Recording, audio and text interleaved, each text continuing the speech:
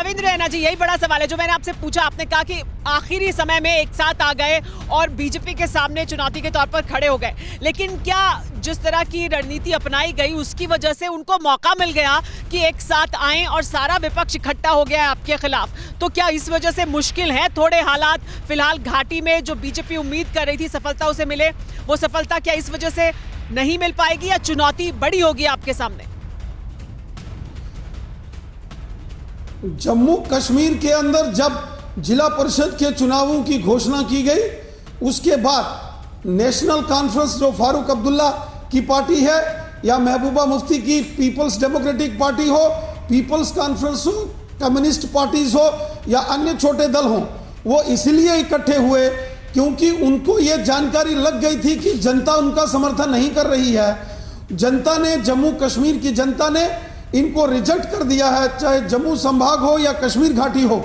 इन सब गुपकार वालों को ये लगा कि अब इनकी दाल नहीं गलने वाली है, इनकी जमीन खिसक चुकी है, इसलिए इन्होंने आनन फानन में गठबंधन किया। जो लोग कल तक एक दूसरे की आमने सामने शक्ल देखना पसंद नहीं करते थे, उन्होंने किस बुनियाद पर गठबंधन किया?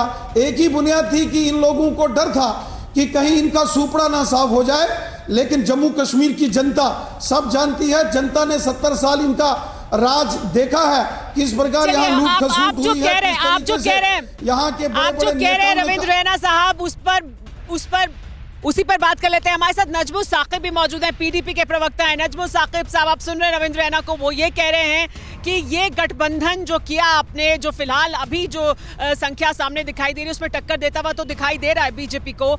9 सीटें बीजेपी को मिलती दिखाई दे रही हैं, तो 9 सीटें गुपकार गठबंधन को, लेकिन ये जरूरत का गठबंधन है। ये समय जो एक दूसरे का विरोध कर रहे थे वही सत्ता में वापस आने के लिए फिर एक साथ हो गए, क्या ये आरोप सही है? देखिए, सबसे पहले these are very initial trends. It will not be right to comment on these. But मैं रविंद्र रैना जी से ये कहना चाहता हूँ कि हार में भी अपनी ग्रेस बना के रखिए। ये रोंदू बच्चों की तरह ये रोइए मत कि आप हमारे इंडिपेंडेंट है। आपने तो इतने सारे मिनिस्टर यहाँ पे बैठे थे, रैलीज कर दी, जितेंद्र सिंह जी आए, अनुराग ठाकुर जी, उनके वालिद साहब, स्मृति ईरानी जी, पता नहीं कौन कौन से लीडर, शहनवाज जी, मुख्तार अब्बास नकवी, कल्बे सादिक, इतने सारे होम मिनिस्टर से स्टेटमेंट, इतना पैसा, मीडिया, ये वो झूठ, इतना लोगों को झूठ, और आज क्या मिला? शून्य। 20 जिला परिषद में से हम कम से कम 16 जिला परिषद पे जो हमारा दावा है। अड़ी सोमवार से शुक्रवार शाम 6 बजे सिर्फ TV9 भारतवर्ष पर। परवाह देश की, सोमवार से शुक्रवार रात 10 बजे TV9 भारतवर्ष पर।